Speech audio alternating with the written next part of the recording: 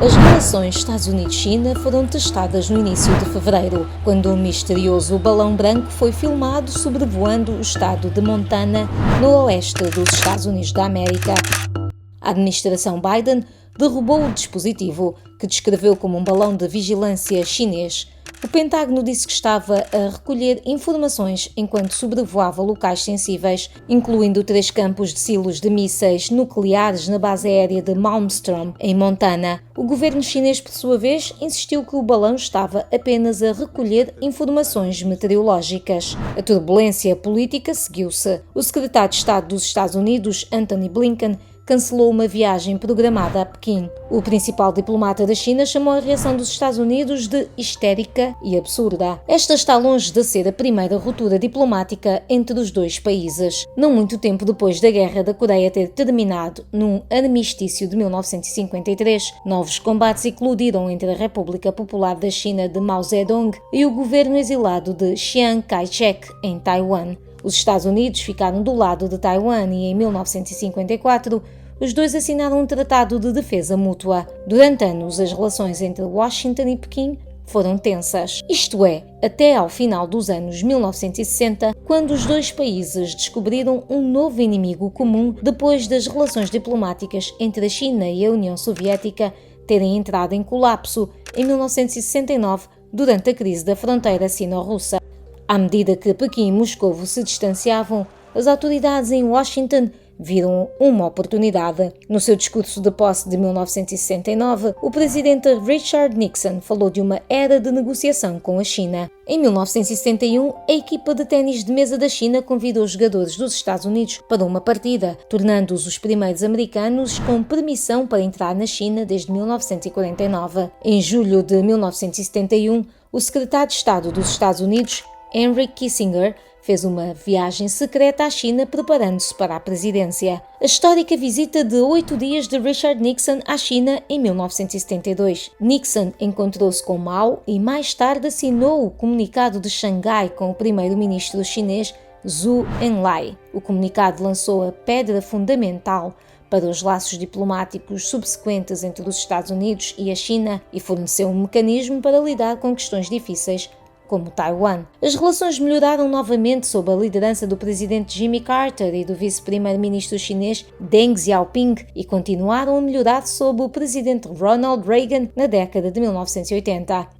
Mas esses laços foram postos à prova em junho de 1989, quando milhares de estudantes, exigindo reformas democráticas e repressão à corrupção do governo, realizaram protestos pacíficos na Praça Tiananmen, em Pequim. O governo respondeu enviando tropas militares para limpar a praça, matando centenas de manifestantes.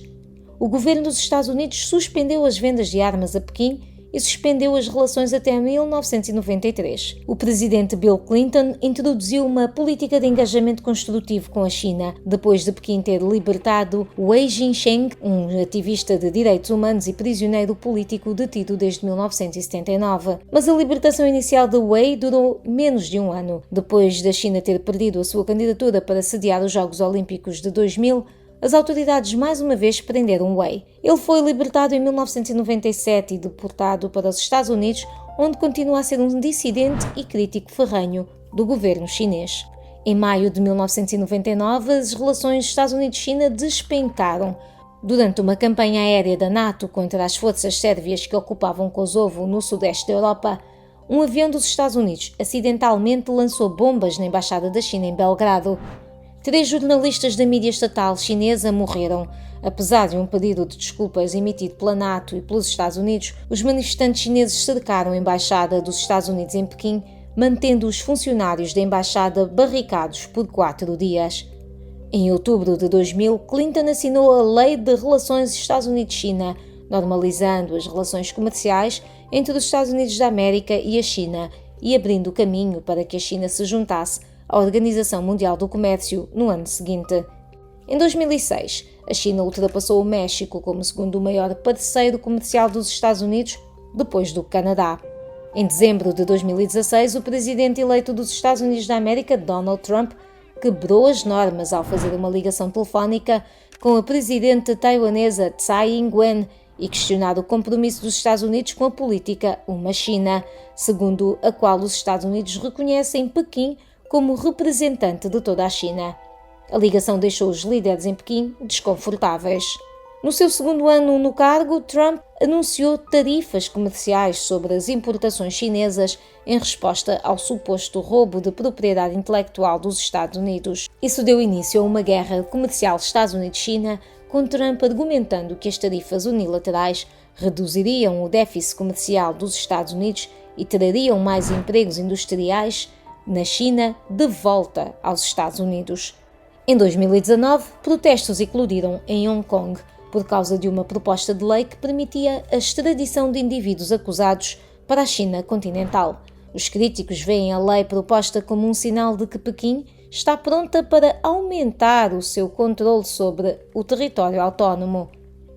No ano seguinte, o secretário de Estado dos Estados Unidos, Mike Pompeo, declarou que a era de envolvimento com o Partido Comunista Chinês havia acabado, citando práticas comerciais injustas, roubo de propriedade intelectual, abusos dos direitos humanos, inclusive contra manifestantes em Hong Kong, e a população muçulmana uigur em Xinjiang, e comportamento agressivo no mar da China Meridional. Logo depois que Trump deixou o cargo, o governo do presidente Joe Biden confirmou a declaração de Pompeo e no final do ano proibiu todas as importações da região de Xinjiang. O governo também manteve as tarifas sobre as importações chinesas. No início de 2022, os Estados Unidos impuseram um boicote diplomático aos Jogos Olímpicos de Inverno em Pequim, citando os abusos de direitos humanos do governo chinês em Xinjiang e em outros lugares. Em resposta, as autoridades chinesas acusaram os Estados Unidos de tentar politizar o desporto. Poucos dias depois da Rússia supostamente ter pedido ajuda militar à China na sua invasão da Ucrânia, o presidente Biden fez uma chamada com o presidente chinês Xi Jinping, ameaçando que haveria consequências se a China seguisse com o pedido.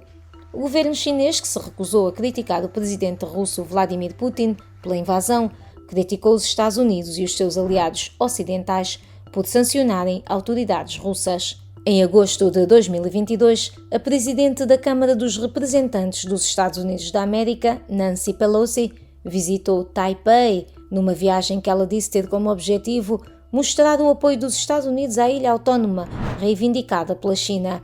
A controversa viagem fez com que Pequim suspendesse as negociações climáticas Estados Unidos-China, cortasse alguns canais de comunicação militar de alto nível e sancionasse Pelosi. Em novembro de 2022, Xi e Biden encontraram-se pessoalmente pela primeira vez, 10 meses após a posse de Biden em Bali, Indonésia. Ambos os líderes disseram que querem aliviar as tensões bilaterais e reabrir alguns canais de comunicação, incluindo as negociações sobre o clima, que foram suspensas após a visita de Pelosi a Taiwan. O Ministério das Relações Exteriores da China citou Xi dizendo que os Estados Unidos e a China devem explorar o caminho certo para se dar bem. Em fevereiro de 2023, a Força Aérea dos Estados Unidos abateu um balão operado pela China que cruzou os Estados Unidos e flutuou sobre o Oceano Atlântico na costa da Carolina do Sul.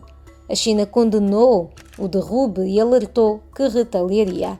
O incidente gerou novas preocupações sobre as relações Estados Unidos-China, que já estavam tensas. Espera-se que uma nova era de políticas duras em relação a Pequim cresça em Washington, incluindo preocupações de proteção de dados sobre o aplicativo TikTok, de propriedade chinesa, a corrida para se tornar a potência global de chips de computador, esforços para afastar os Estados Unidos da dependência de minerais críticos controlados pela China e uma maior presença militar dos Estados Unidos no Pacífico, enquanto os dois países se preparam para um potencial conflito armado em Taiwan.